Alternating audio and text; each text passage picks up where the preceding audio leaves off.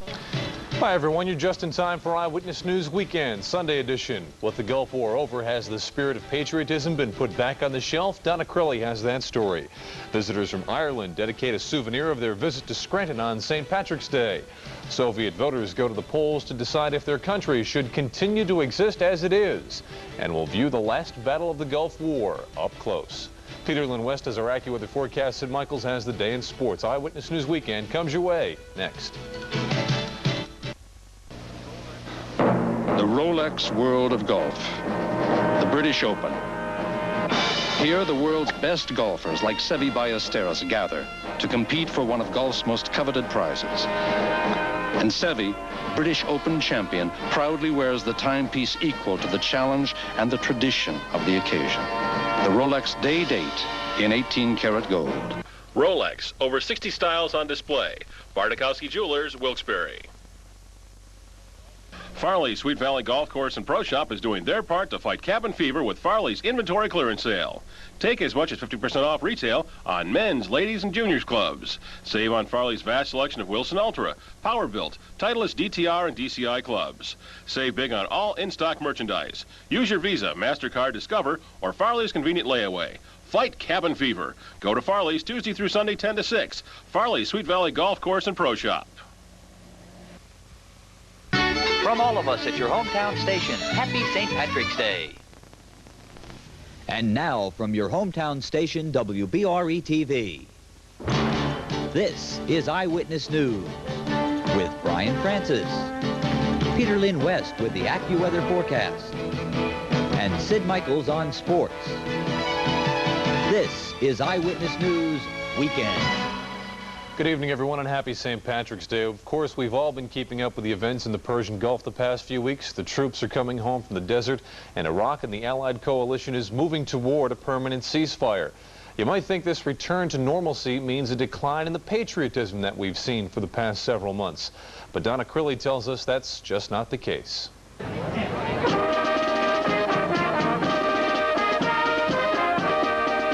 The U.S. has weathered Desert Storm, and now bands play, people celebrate and rally around the country. At this outpouring of support and gratitude in Nanticoke, folks wear their pride on their sleeve. There is no sign of patriotism diminishing here. Some say America's recent military win should be a reminder of those who were lost in Korea and Vietnam. Let's keep this nationalistic spirit alive. Let's keep the flags flying, and let's keep the yellow ribbons displayed until every man or woman missing in action or a prisoner of war is accounted for. Vendors report a slight slowing of business with the onset of peace, but there are many still willing to buy a symbol of support. But is this patriotism or simple capitalism? I'd rather lose money, and so would I think everybody else should have our boys home. On the home front, the economy is in bad shape, but some things appear to be recession-proof. The fabric of America is stronger than it has been in years, and nowhere is there more evidence of that than in retail sales. If it's red, white, and blue, it's walking out the door. Same goes for flag sales. They are down a bit, but still brisk. And we try and order them every week, and they don't have them, you know. They only allow each store so many. Operation Desert Storm stirred up a tidal wave of patriotism, one that may not subside for some time to come. Donna Crilley, Eyewitness News, Luzerne County. In other news this Sunday, 2 young people were killed in a one-car crash this morning in Bradford County. The victims were identified as 21-year-old Dale Benjamin and 18-year-old Valerie Vanderpool, both from Towanda. State police there tell Eyewitness News that Benjamin was apparently driving at a high rate of speed when he lost control this morning. The car then slid sideways for more than 100 feet before slamming into a tree. According to a published report today, Luzerne County Commissioner Frank Triniszewski is promising to pay more than $3,000 of delinquent property taxes within 48 hours. It was revealed last week that Triniszewski owes money on 3 properties that he owns in the Wilkes-Barre area. Triniszewski claims that he will review what he owes with his accountant tomorrow and then make payment on Tuesday morning. After a day like today, no doubt your thoughts might turn to spring, which is only a few days away now. And one thing that has arrived with spring the past few years, the gypsy moth. But the good news is that last year's infestation of bugs was the top of their cycle, and we don't expect the same infestation this year. That, combined with a natural virus, weakened the gypsy moth population considerably. And now an upswing in the gypsy moth is not expected for another 7 or 8 years, according to District Forester Tony Santoli. The DER will do some spraying for the bugs this year, but it won't be anything like the mammoth spraying program that took place last spring. A touch of Ireland became a permanent part of Scranton on this St. Patrick's Day in 1991. A delegation from Ballina, which is in County Mayo, Ireland, presented Scranton Mayor Jim Connors with a plaque in Scranton's Naog Park. The green marker commemorates the group's visit and the relationship between the sister cities, a relationship both will promote. So when I go back to Ballina, I'm going to do a lot of promoting to try and see if I can get people from Ballina to come out here to Scranton on their holidays.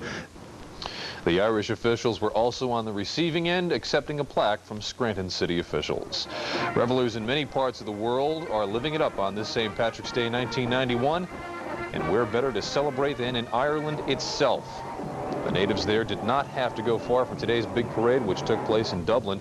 Many of the folks dressed in green, and some even painted their faces the color of the day. The holiday, of course, commemorates the missionary credited for bringing Christianity to Ireland. Still ahead on Eyewitness News Weekend, the early edition. Soviets decide their fate in a vote for freedom.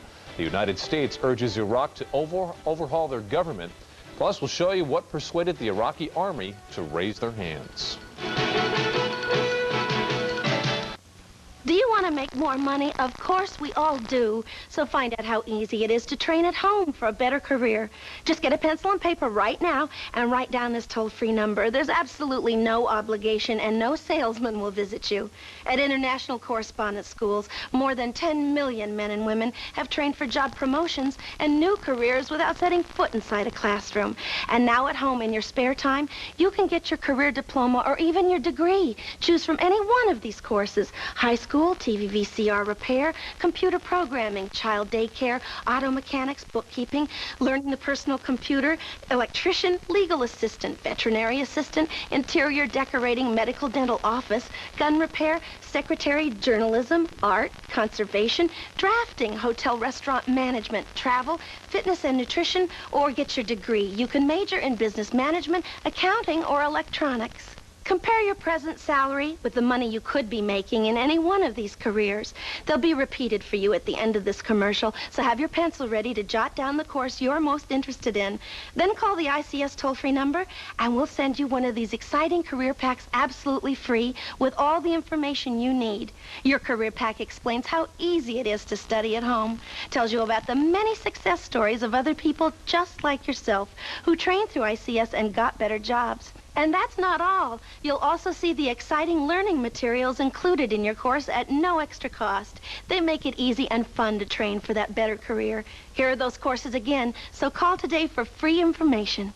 Call now for the free information Sally Struthers spoke about. Then decide if you want to train at home for a better career, to make more money, or advance in your present job. Call 1-800-432-2500. Operators are on duty now to send you free information by return mail. Choose any one of these exciting careers. That's 1-800-432-2500. Call now.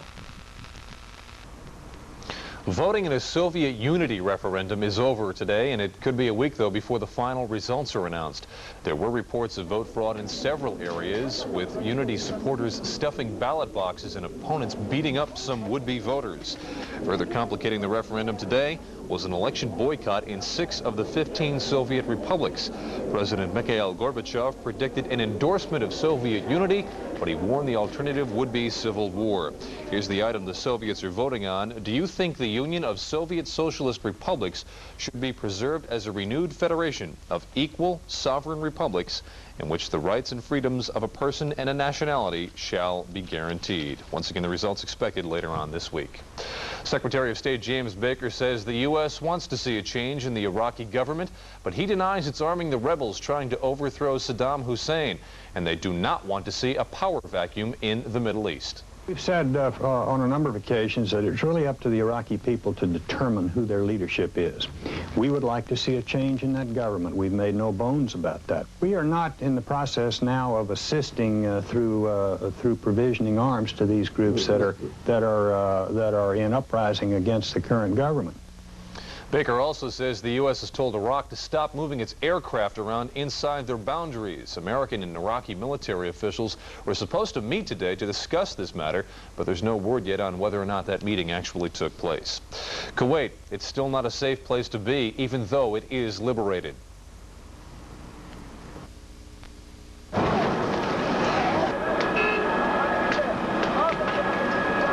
This morning, a batch of captured Iraqi munitions exploded in a Kuwait City police compound. Apparently, a cluster bomb was knocked off of a shelf inside that police station, and it set off a series of chain reaction blasts. The city's emergency services are in a shambles these days. Iraqi soldiers reportedly stole many fire trucks during their escape to Iraq, and there are only 5 trucks to cover the entire city right now. When a shopping arcade caught fire earlier this morning, U.S. military personnel had to leave their positions and come in to help. The last battle of the Gulf War came after the ceasefire was declared. It was a shootout between U.S. Apache helicopters in Iraq's best tanks. Using exclusive video, Jim Hill now looks at the fight through the electronic eyes of the Apaches. The Apache helicopter gun sights zeroed in on the column of Iraqi tanks and artillery heading north out of Basra. The Republican Guard forces were trapped by the U.S. Army's 24th Attack Helicopter Battalion, firing deadly laser-sighted Hellfire missiles. We just walked my laser down the tank column and ruined some people's days, I think.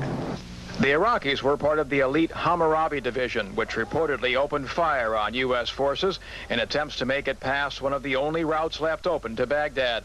The battle began almost exactly 24 hours after the tentative ceasefire had been announced. American forces say they're not sure exactly why the Iraqis chose to open fire, but as one pilot said, it was definitely a big mistake. It cost the Republican Guard some of its best equipment: 49 armored personnel carriers, 60 artillery pieces, and 32 Soviet-made tanks. Some, like this one, obviously packed full of ammunition. I don't think they ever saw the Apaches, and when the Hellfires were hitting and destroying, they didn't know which way to run. Total disorder.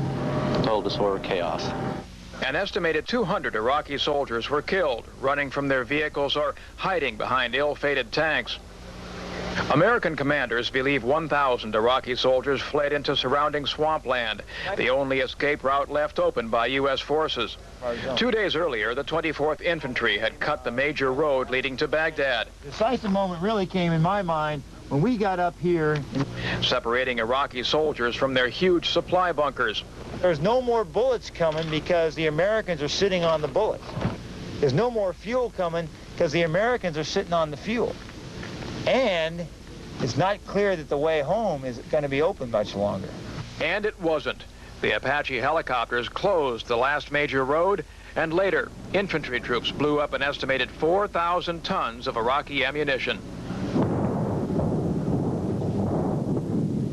Like other Iraqi forces, the Republican Guard in this battle apparently had little will to fight. Its weapons reduced to ashes and painted signs of victory on the helicopters that beat them in one of the last battles of the war. Jim Hill, CNN, Dhahran, Saudi Arabia. Also on the international scene tonight, Yugoslavia appears to be closer to splitting apart now that the leader of its most powerful republic is refusing to recognize the federal presidency there. In a televised speech yesterday, Serbia's communist president warned the destruction of Yugoslavia has now entered its final agonizing stage, in his words. 4 of the nation's republics have thrown out communist governments and want greater freedom. But communist Serbia, with strong ties to the military, is resisting. Some folks there fear civil war may erupt. Meanwhile, police in South Korea clashed with anti-government protesters again today. At a university in Seoul, police fired tear gas on about 500 students and workers who were demanding the prime minister's resignation. An aide to the prime minister is one of 8 Korean officials charged in a bribery scandal. 30 protesters and police were hurt in similar fighting yesterday. And closer to home, a thin coat of oil is spreading over Santa Monica Bay tonight in California. The oil has been seeping from an underground pipeline that was apparently ruptured by a ship's anchor last night off the coast. Cleanup crews are vacuuming the remaining oil in that pipeline. An oil expert says the spill appears to be a mixture of oil and gas, and it predicts that it could evaporate quickly. Well, the luck of the Irish came through once again today and brought us a beautiful St. Patrick's Day afternoon. Peter Lynn West is in next with a look at tonight's weather picture. But first, we honor another neighbor serving in the Persian Gulf.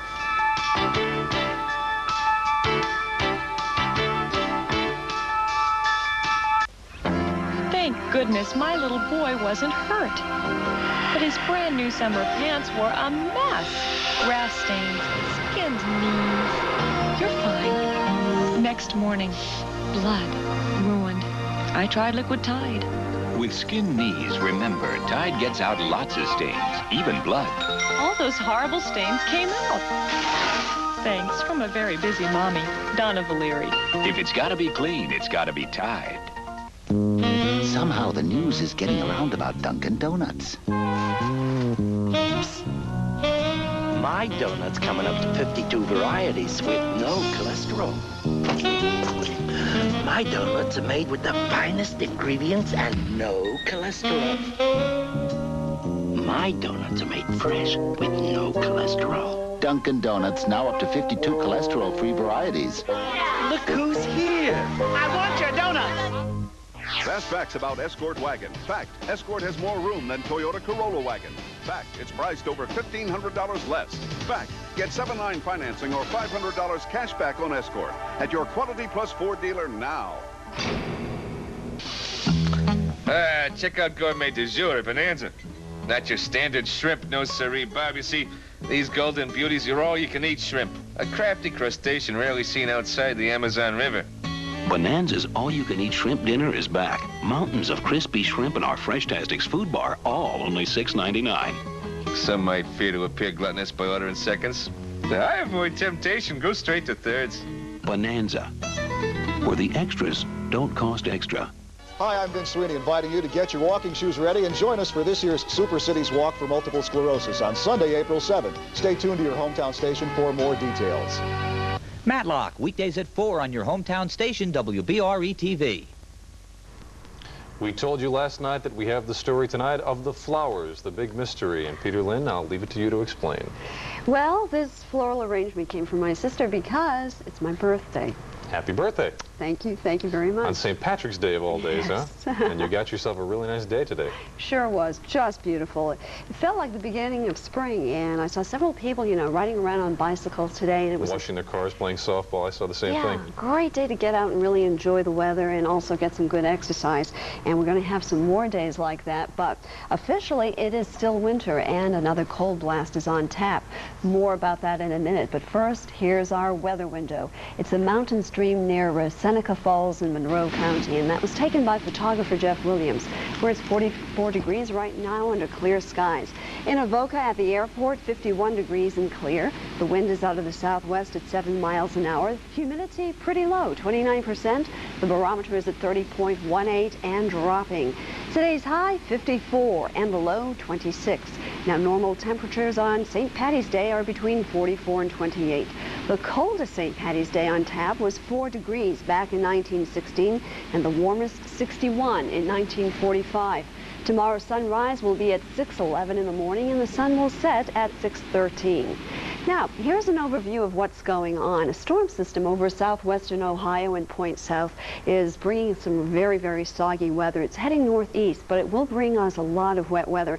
In fact, much of the Midwest got pelted today with hail, heavy rain, high winds, places throughout Missouri, Illinois, and Iowa. Now, that storm system is slowing down a bit, but it is still making its way here. Now, here's an up-close look at those clouds in relation to Pennsylvania. That cloud mass is over southwestern Ohio and the Virginias. It will reach us very late tonight or early tomorrow morning. Now, we're not going to see any wetness from this cloud mass till about 6 in the morning, maybe when you get up to go to work in the morning, because by tomorrow it is going to be quite cold. In fact, it's going to be down to freezing tonight, and there you can see some of the temperatures down in the 30s, possibly 40s. Now, there's a very good chance that in the morning this might come down as flurries, and that will definitely happen in the higher elevations, for instance, the Poconos. But here in the valley, any place where it's a little bit warmer, if we get a wee bit of white in the morning, it's going to very quickly change over to rain. And now here's our forecast. Looks like this. Clear right now. That bank of clouds is going to be, rolling in a little bit later on tonight. Possible flurries very early in the morning, changing over to rain. By tomorrow night, That rain is going to taper off to a drizzle as the storm system moves out. Once again, very slight possibility of flurries in the higher elevations. And now our extended AccuWeather forecast, brisk and cold on Tuesday with clouds and flurries in the mountains. On Wednesday, we're in for a couple of sunny days, both Wednesday and Thursday, much like this gorgeous St. Patrick's Day, but a bit cooler. And on Friday, more clouds and a slight chance of showers. I see definite signs of spring there. The temperature is continuing to go up. That's great. Happy birthday. Happy St. Patrick's Day. Happy St. Patrick's birthday. Okay, thanks. In sports, Sid Michaels has today's NCAA tournament action, including Penn State looking to move to the Sweet 16. It was a heart stopper, folks. We'll show you who won next. Do you want to make more money? Of course we all do. So find out how easy it is to train at home for a better career. Just get a pencil and paper right now and write down this toll-free number. There's obligation and no salesman will visit you. At international correspondence schools, more than 10 million men and women have trained for job promotions and new careers without setting foot inside a classroom. And now at home in your spare time, you can get your career diploma or even your degree. Choose from any one of these courses: high school, TV VCR repair, computer programming, child daycare, auto mechanics, bookkeeping, learning the personal computer, electrician, legal assistant, veterinary assistant, interior decorating, medical dental office, gun repair, secretary, journalism, art, conservation, drafting, hotel restaurant management, travel, fitness and nutrition, or get your degree. You can major in business management, accounting, or electronics. Compare your present salary with the money you could be making in any one of these careers. They'll be repeated for you at the end of this commercial, so have your pencil ready to jot down the course you're most interested in. Then call the ICS toll-free number, and we'll send you one of these exciting career packs absolutely free with all the information you need. Your career pack explains how easy it is to study at home, tells you about the many success stories of other people just like yourself who trained through ICS and got better jobs. And that's not all. You'll also see the exciting learning materials included in your course at no extra cost. They make it easy and fun to train for that better career. Here are those courses again, so call today for free information. Call now for the free information Sally Struthers spoke about. Then decide if you want to train at home for a better career, to make more money, or advance in your present job. Call 1-800-432-2500. Operators are on duty now to send you free information by return mail. Choose any one of these exciting careers. That's 1-800-432-2500. Call now. Usually we talk about Penn State from, what, September to January if they're still in the national championship race, and here we're mentioning them in March. I think we'll be doing this for quite a while. Bruce hope so. Parkhill's got that program on its way. Now once they go on the Big Ten, too, it'll be pretty popular. Penn State was hoping the clock would not strike midnight on their Cinderella basketball story this afternoon. A second-round victory over Eastern Michigan would put the Nittany Lions in the Sweet 16 of the NCAA tournament. But it came to an end today for the Lions. The final was Eastern Michigan 71, Penn State 68. Now, Penn State figured to have trouble inside with Eastern Michigan's big guy, Marcus Kennedy, today. He got the first 2 points for the Hurons this afternoon, where he puts it up and in. But Penn State would wrestle command of this close game early. Freddie Barnes feeds C.J. Johnson on this play, and he goes in for the jam. Lions up 5, and they maintain the edge throughout the first half. Barnes will hit from way outside as the shot